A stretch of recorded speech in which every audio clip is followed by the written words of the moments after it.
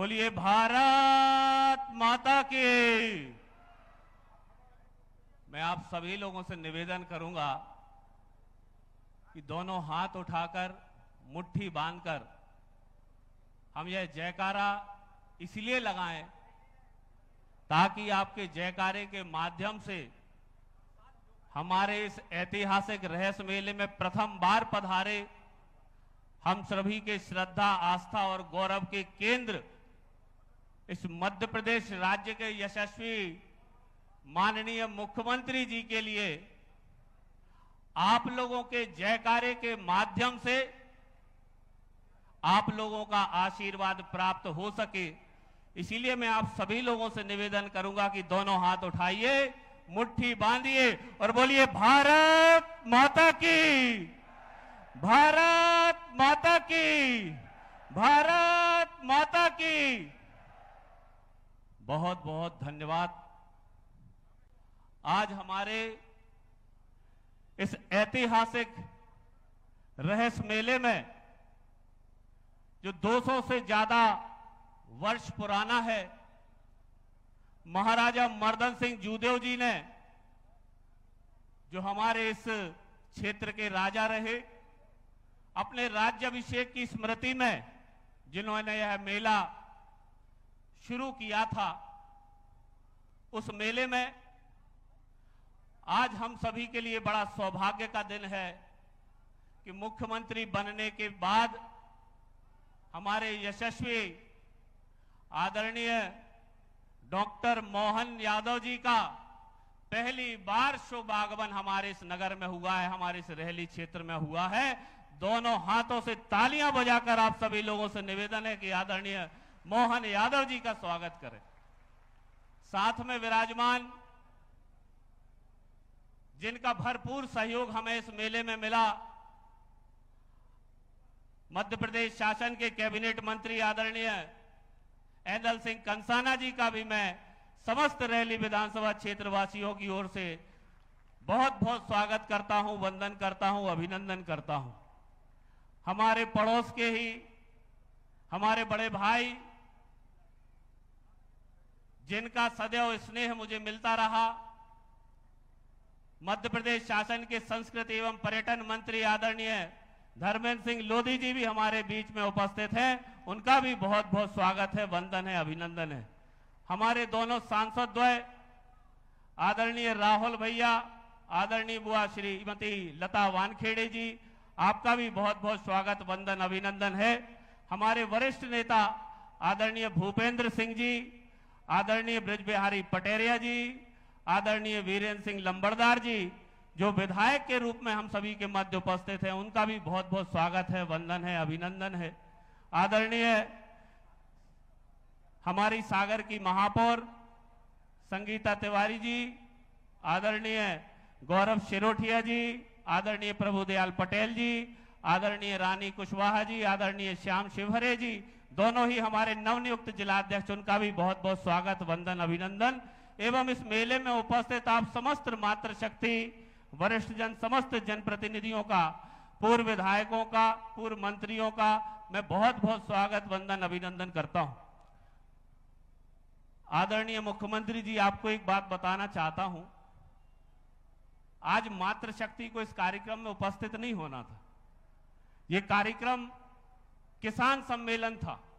हमारा मातृशक्ति का कार्यक्रम कल है, आजीविका सम्मेलन के रूप में, लेकिन केवल और केवल आपके आने की सूचना के कारण हमें इतने मैसेज आए, इतने संदेश आए, इतने फोन आए कि आज हमारे मोहन भैया आ रहे हैं तो उनकी बहन सुभद्रा मैया जरूर इस कार्यक्रम में आएगी। इतनी बड़ी संख्या में मातृशक्ति आप सभी को आशीर्वाद देने के लिए यहां पधारी। इतने अल्पकाल में, अभी मात्र 1 वर्ष ही हुआ है आदरणीय मोहन यादव जी को मुख्यमंत्री बने हुए, लेकिन मोहन भैया का इन सुभद्रा मैया से जो रिश्ता बन गया है, वह ऐसा लगता है कि 7 जन्मों का भाई बहनों का रिश्ता हो, जन्म जन्मांतर का भाई बहनों का रिश्ता हो। यह व्यक्तित्व की विशेषता होती है। आदरणीय हमारे देश के यशस्वी प्रधानमंत्री नरेंद्र मोदी जी ने जब मोहन यादव जी को चुना तो निश्चित रूप से उनके व्यक्तित्व की विशेषताएं देखकर चुना, उनके अंदर जो गुण छुपे हुए उनको देखकर चुना। आपको ध्यान नहीं होगा माननीय मुख्यमंत्री जी, जिस दिन आपके नाम की घोषणा हुई थी, मैं सर्किट हाउस में आपसे भोपाल मिलने गया था, आपको गुलदस्ता भेंट किया था। आपने कहा था कि मैं कल घर आऊंगा और भैया से मिलूंगा। मुझे बहुत आश्चर्य हुआ था। आप तत्काल के मुख्यमंत्री बने थे, सारा शासन प्रशासन आपके आगे पीछे घूम रहा था, आपको आदरणीय नरेंद्र मोदी जी का वरद हस्त प्राप्त था। आप चाहते तो स्वयं भैया गोपाल भार्गव को अपने घर बुला सकते थे, लेकिन वरिष्ठों का मान सम्मान कैसे किया जाता है, अगर किसी को सीखना है तो मोहन यादव जी से सीखिए। भैया गोपाल भार्गव के घर वह स्वयं गए। मैं उन सारे पलों का प्रत्यक्ष गवाह हूं इस बात का। आपकी यह जो भावना मेरे और मेरे परिवार के प्रति रही है, मैं आपको विश्वास दिलाना चाहता हूं कि इस भावना के कारण आज से पूर्व हमारा रेहली विधानसभा क्षेत्र गोपाल की नगरी और गोपाल का क्षेत्र कहलाता था। आज से यह मोहन गोपाल का क्षेत्र और मोहन गोपाल की नगरी गढ़ाकोटा और रेहली विधानसभा क्षेत्र आपके नाम से जाना जाएगा। यह व्यक्तित्व की विशेषता है हमारे मोहन यादव जी की। आपकी संवेदनशीलता का एक उदाहरण और इस जनता के सामने देना चाहूंगा। पिछले वर्ष हमारी इस विधानसभा में एक बड़ी दर्दनाक और दुखद घटना हुई थी। एक दीवार गिर जाने के कारण कुछ बच्चे काल कलवित हो गए थे।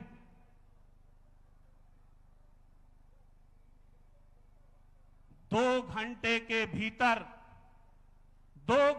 के भीतर सूचना मिलने के माननीय मुख्यमंत्री जी ने सबकी जवाबदारी सिद्ध करते हुए जिले के सारे बड़े अधिकारी यहां से हटा दिए थे।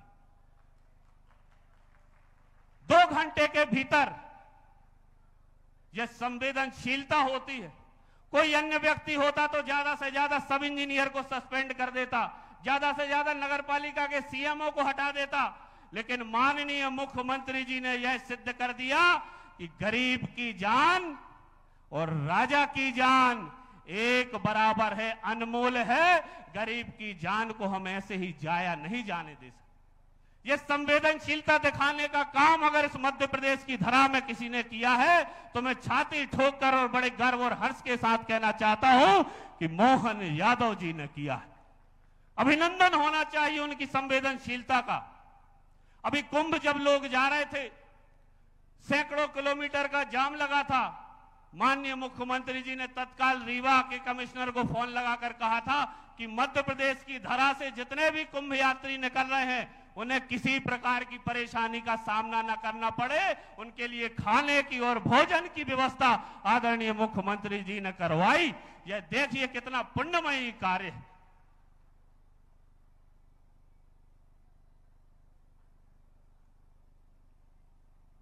हमारे महाराजा मर्दन सिंह जूदेव के बारे में एक किंवदंती प्रसिद्ध है।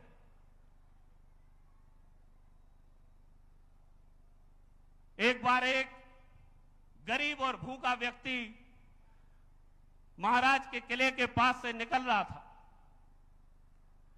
किले की दीवार के पास में उसने एक बेरी का पेड़ देखा और सोचा कि इस बेरी के पेड़ पर पत्थर मारकर कुछ बेर तोड़ लेता हूं ताकि मैं 3 दिन से भूखा हूं तो मेरी भूख मिट सके। यही सोचकर उसने एक पत्थर उछाला बेरी के पेड़ को बेर तोड़ने की इच्छा से, लेकिन उसका दुर्भाग्य कहिए कि वह थोड़ी ताकत के साथ पत्थर उछला और दीवार के उस पार जो बेरी का पेड़ लगा हुआ था वह उद्यान था महाराजा मर्दन सिंह जूदेव का। और महाराजा मर्दन सिंह जूदेव उस समय उस उद्यान में अपने दरबारियों के साथ बैठे हुए थे।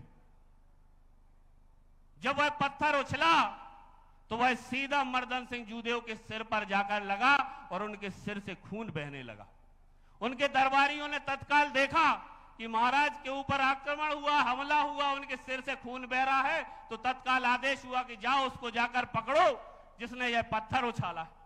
सैनिक जाते हैं, उस गरीब भूखे को पकड़ कर लाते हैं, दरबारी कहते हैं क्या इसका सिर काट दो, इसको जाकर जेल में डाल दो। महाराज कहते हैं कि जरा रुको, पहले इसकी बात सुनने दो, किस कारण से इसने पत्थर मारा है। जब महाराज से पूछा गया महाराज ने, तो वह गरीब भूखा व्यक्ति कहता है कि महाराज मैं 3 दिन से भूखा हूं, मैंने तो बेरी के बेर तोड़ने की इच्छा से पत्थर मारा था, मुझे नहीं पता था कि आप उस तरफ बैठे हुए हो, यह पत्थर आपको लग जाएगा।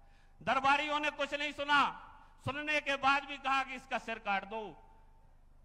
महाराजा मर्दन सिंह जूदेव ने कहा जरा रुको। उस गरीब व्यक्ति से महाराजा मर्दन सिंह जूदेव ने पूछा कि अगर यह पत्थर बेरी के पेड़ को लगता तो क्या होता। उस गरीब व्यक्ति ने कहा कि यह पत्थर अगर बेरी के पेड़ को लगता तो मुझे बेर खाने को मिल जाते, मेरा पेट भर जाता।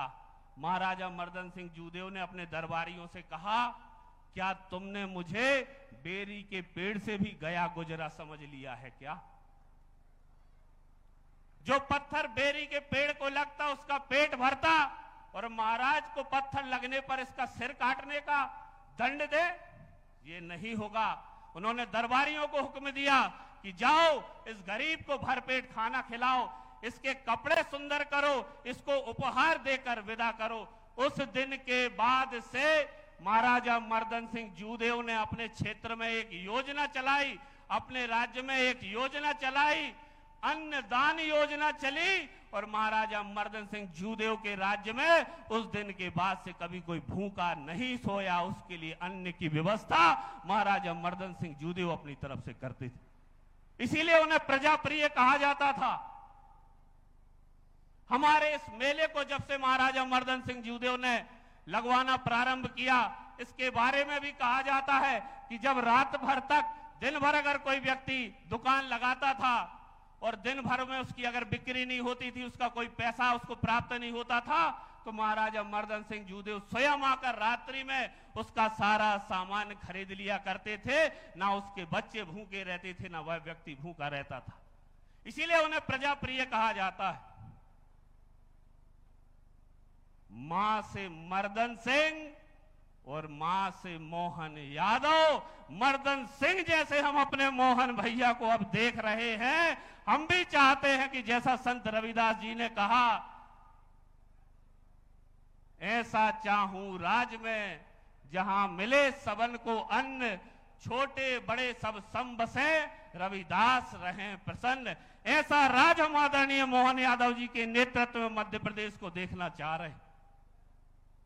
कहा जाता था कि डबल इंजन की सरकार है, 2014 से 2023 तक तो डबल इंजन की सरकार रही, जो पटरी पर हमारी रेल चल रही थी।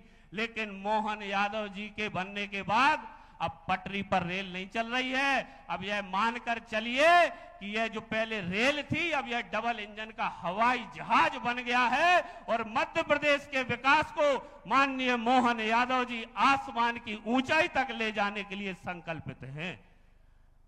बड़ी कृपा से आज माननीय मोहन यादव जी का आतिथ्य हमें यहां पर प्राप्त हुआ। मैं उनके चरणों में प्रणाम करता हुआ बहुत बहुत आभार व्यक्त करता हूं, धन्यवाद देता हूं। उनके साथ साथ समस्त अतिथियों का हृदय से आभार व्यक्त करता हूं कि उन्होंने